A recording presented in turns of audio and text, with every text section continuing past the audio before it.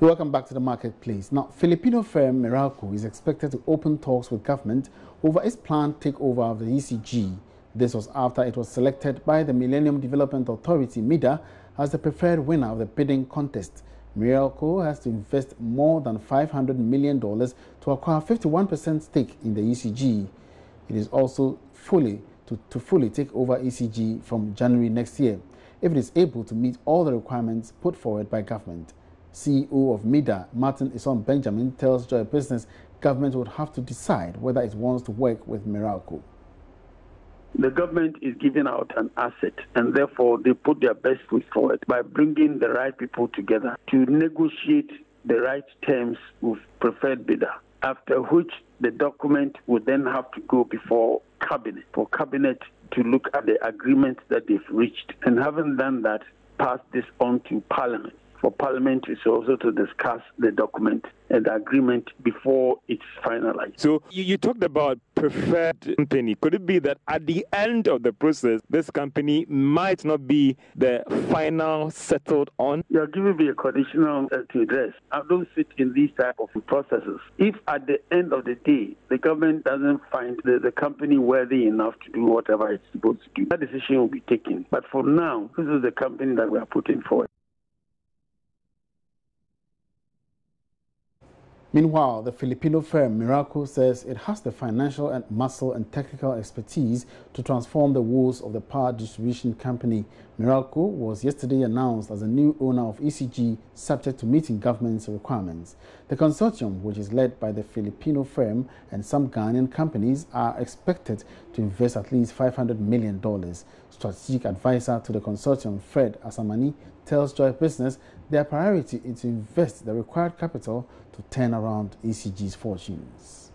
The skeptics can go to sleep. You know, posterity will be the judge. But I can assure you that when it comes to efficiency in terms of commercial operations and technical capacity, Meralco is unassailable. Meralco is a thoroughbred organization. And it's also a people-centered company. It's very important. Meralco has won several international awards for being, you know, a preferred and most admired employer. Because, you know, in this business, apart from technological innovation and excellence, it's run by human beings. So the way those human beings are managed and challenged and trained and their competency increased is very, very important. And Meralco has all those qualities to ensure, you know, a very profitable venture for Ghanaians. One would say that this is just the first step of the process. MIDA itself says that you are now going to do more of a formal engagement with government to convince them that you have the financial muscle and what you're bringing on board. How prepared are you for that government man-to-man talk and to show them the documents about why you should be the final winner of this whole process? Well, we've been ready. If the negotiations commenced yesterday, we'll be ready. If they commence today, we'll be ready. So I can assure you that Meralco is here for the long run to work in partnership with the people of Ghana to ensure that the electricity distribution subsector is taken to a new level. You see, in a country like Ghana, or let's say in a country that wants to develop, to become industrialized, it is very, very important that we have stable, reliable, and highly available electricity for people to enjoy a good standard of living and for industries to prosper. So we are ready to deliver all of that. And we're also ready to negotiate with government on an equitable basis to ensure a win-win for all parties. Is your over $500 million ready to pump in to take the little over 50% stake in ECG as well? I think $500 million for Meralco is a drop in the ocean. And clearly, off its own balance sheet and in partnership with other international financiers, that's really going to be a piece of cake. So what would be, you mean you're not going to have a problem at all even raising more than that to quickly invest in the company? Well, the international capital market, I think, will even be chasing this consortium to put more money in. But I'm saying if you look at Meralco itself as a public listed company and the size of its balance sheet and its ability to leverage its operations to raise money, $500 million, I think, is just the beginning. Some would say that ECG is a problem child. As a potential mother of this child, how big is your heart to manage this problem child? The people, the workers, the several loopholes in this company. A problem child, some would say. Well, we are not only going to be the mother of ECG, we're going to be the grandmother, the great-grandmother, the grandfather, the cousin, the uncle. This is a people's business. And when you say a problem child, well, that description in some ways is new to me. There's no enterprise in this world that doesn't have challenges. But with the right attitudes, with the right leadership, with the right vision, we can surely provide a solution that is acceptable to the people who set up this concession, as well as the people of Ghana. All right, so we'll try to explore the issue further, and we're now reaching live via Skype the Executive Secretary of the Africa Center for Energy Policy, Ben Boakye, to give us some of his thoughts, what he thinks exactly about this transaction and where he thinks the new company would take ECG. Good afternoon, sir. Welcome to the market, please. Good afternoon, and good afternoon. Now, Ben, what is your take on the selection process in the first place? No, I think it's been a long process of getting the right company to take up the operations of ECG, and Meralco has emerged as the one that could go through the process. Whatever the challenges were, they were willing to go through the process, and they have emerged out of that competitive process. So if you have any challenges, it can remain in the realms of speculation once we don't have it in the public domain, and give the process the benefit of the doubt to say that they are the deserving winners. Now, what exactly do you know about Meralco? You are saying we've gotten the right company to take over ECG. What exactly do you know about Meralco's capacity to occupy this position? No, I mean, we know where they're coming from. We know where they're coming from, Philippines. And I have said that the context in Philippines, in Nigeria, where they've worked, is similar to that of Ghana, where electricity theft, inefficiency was also a problem.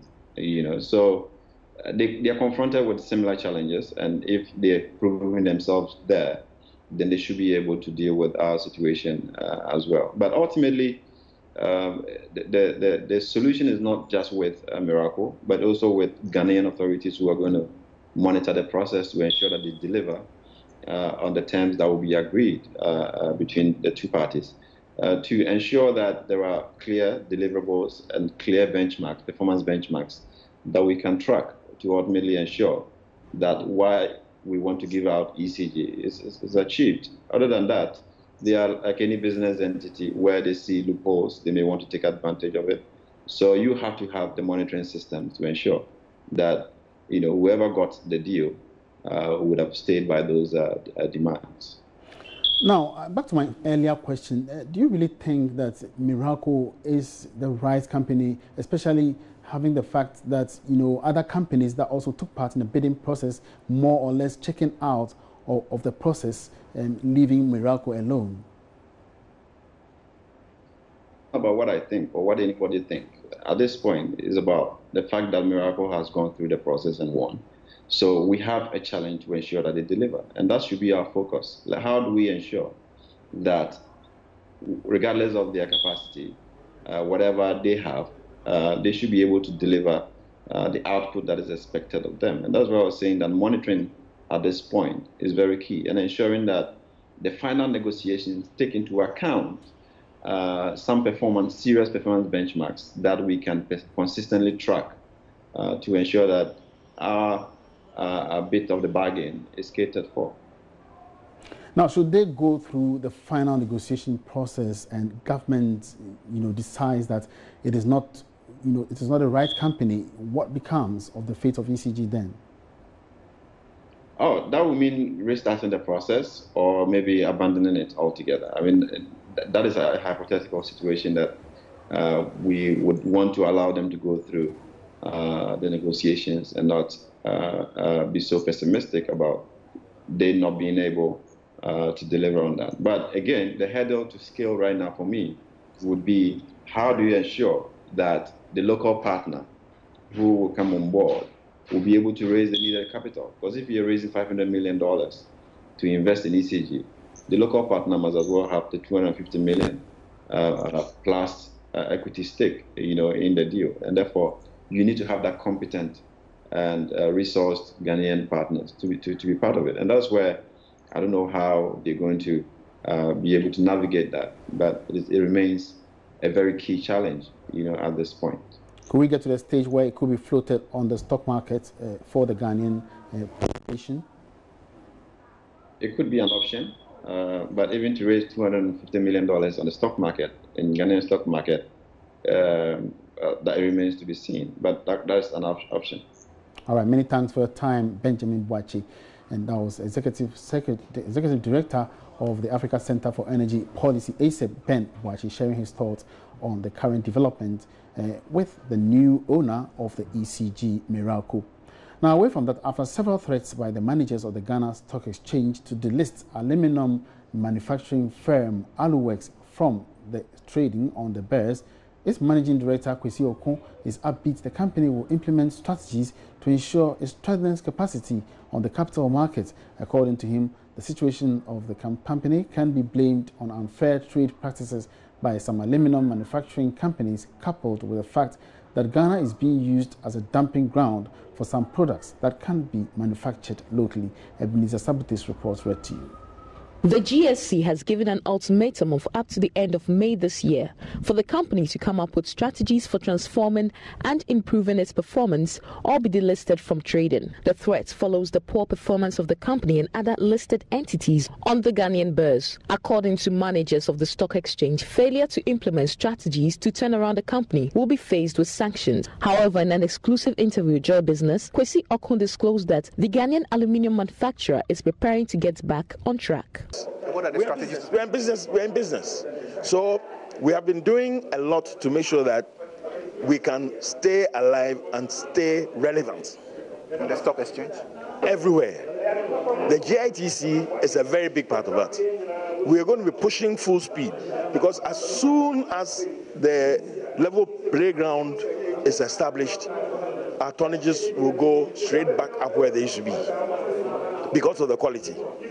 They'll go straight back up where they used to be. So you're hopeful of coming back on the stock exchange? Not hopeful. I can assure you that we are going to come back with a bang. We used to be the darling of the stock exchange, and we will once again become the darling of the stock exchange, especially because the GITC is coming. But not only that, there are other strategies that we are working on now, which I can't disclose for now. I can't disclose them with you for now because they have to see a level of fruition. Then we can start talking. He has also been responding to the issue of inferior goods that find their way into the Ghanaian market. It comes here cheap and inferior.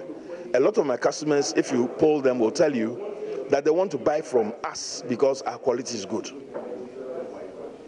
And therefore, they are happy that the GITC has come up and the prices will now be fair. Because although they get things cheap, they get it cheap at a cost. If you buy cheap stuff, your production becomes very expensive because maybe you can only use about 2/3 of it. 1/3 is bad. Now, if you import from China and 1/3 is bad, it's very difficult to ship it back to China for it to be replaced. You've lost. So a lot of them actually have been trying to pass off the bad stuff to me in Aluworks as if they bought it from us. Unfortunately, we have technical standards that tell us that this one is from here, this one is not from here, and we reject those ones. The Association of Ghana Industries, AGI, has therefore vowed to deal with the challenge of dumping, which has become a major setback for Ghanaian industries. Ebenezer Sabute's report for Joy Business. The quest to seek greener pastures outside the country is no longer the preserve of the unskilled. This is because recent findings by some civil society groups suggest the craze is also catching up with a lot of skilled and the highly educated. But what could be the reasons behind this development? Today's Special Friday feature explores the trend of skills emigration, effects and solutions. Charles Aite has more. Ghana is currently losing the global battle for talents across the world.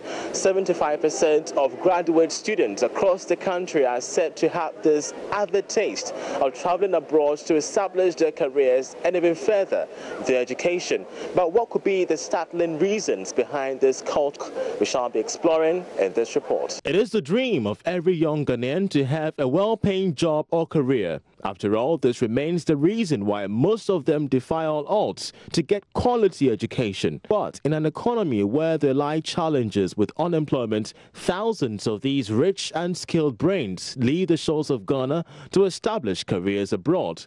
My choices would be Australia or the US.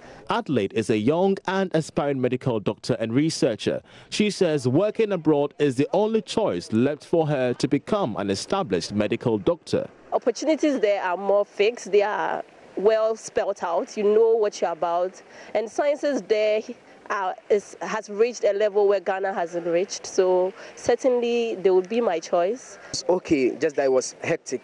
I also caught up with Frank Quay, a fresh graduate from accounting school who'd had some working experience in Ghana. For him, the stressful work schedules coupled with low salaries are enough reasons for his choice to go abroad. I realized that the workload is too much, and as compared to outside, one problem that I had with our country here is that you work and you are paid at the end of the month. But when you go outside, you paid per hour, you understand, and so it helps you to improve productivity. It's at the end of the day, what we seek to achieve is to realize a dream, and with this dream, you want to make money, you understand? So once I'm done with my education there and I think there's a job opportunity there, I would go for it. But the culture shock does not sit down well with budding entrepreneur Amemuveve Oklu, who has experienced work abroad. To her, the trend of working abroad is based on perceptions which just do not exist. If we are able to change the way we think, and we're able to understand that. So I'll share something based on my experience in Norway. You're paid by the hour. You're expected to get to work at 4 a.m. and close at 5 p.m.